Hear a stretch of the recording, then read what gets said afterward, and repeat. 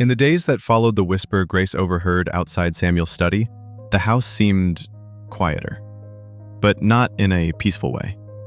It was the kind of quiet that made her stomach tighten, like silence was trying to tell her something. She didn't speak about it. Not to Samuel, not to anyone.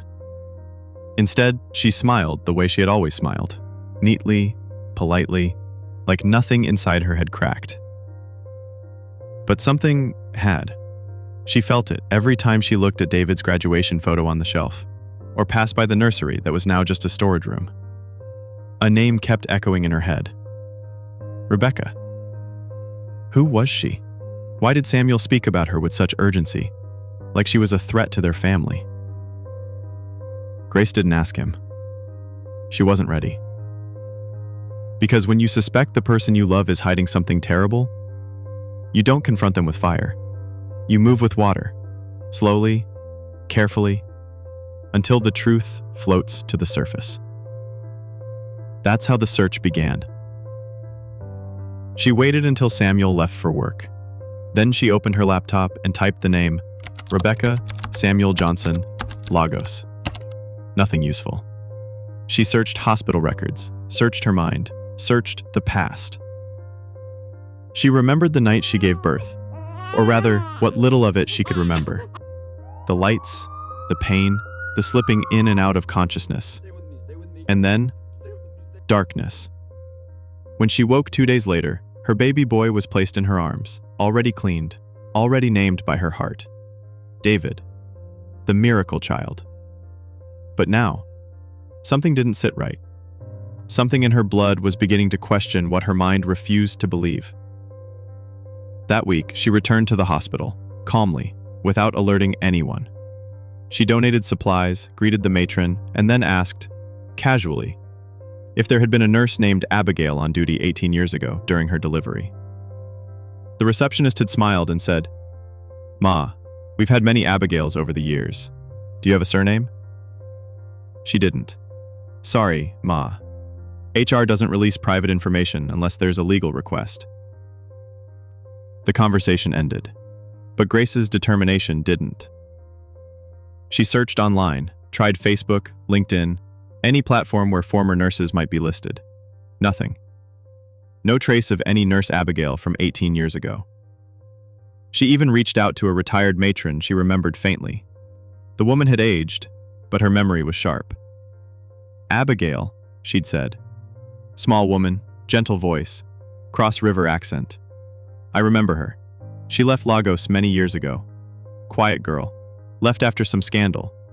Nobody talked much about it." That was all Grace needed to hear. A scandal. A disappearing nurse. And a child she never heard cry. She started digging deeper into everything. She pulled out David's school records, medical files, immunization cards. Then she paused. Blood type B+? She blinked. Her own file said O. Samuel's A. She searched the combinations, and then it hit her. O and A cannot produce a B+ child. She sat down. Her hands trembled, her breath slowed. The world tilted just a little. She thought she might be wrong, that maybe it was a rare case. But the internet didn't lie. Biology didn't lie. Something was wrong. That night, she didn't cry. She just sat in David's old room, touched his pillow, held his baby photo, compared his face to hers, his features to Samuel's. Then, her phone buzzed. An unknown number. One photo. It was a newborn baby. But the blanket was not from her hospital room. Then, a message followed. "You don't know the truth about your son. Ask your husband about me. R." Grace stared at the message. Her throat dried. Her soul collapsed.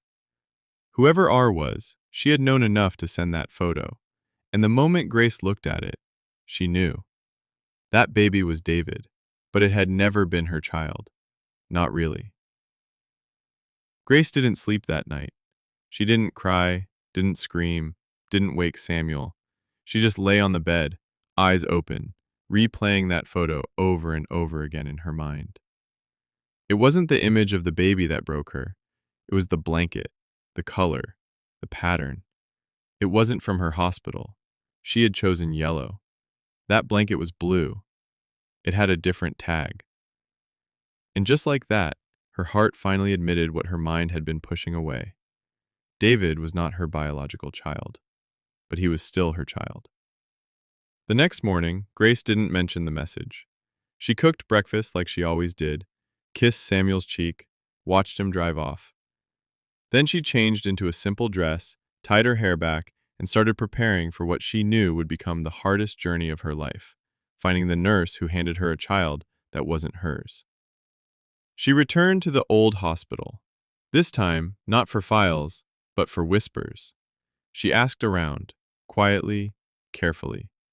A cleaner in her 50s remembered a nurse named Abigail. She left Lagos long ago, the woman said, after some wahala, thoughtful. Nobody knows exactly what happened, puzzled. She just vanished. That word again, scandal. It followed Abigail like a shadow. Grace paid the cleaner to make a few calls. A week passed. Then one morning, the cleaner called her back. I found someone, she whispered. Urgent, a cousin. She said Abigail is in Port Harcourt now, working in a small clinic under a different name. Somber. She's hiding.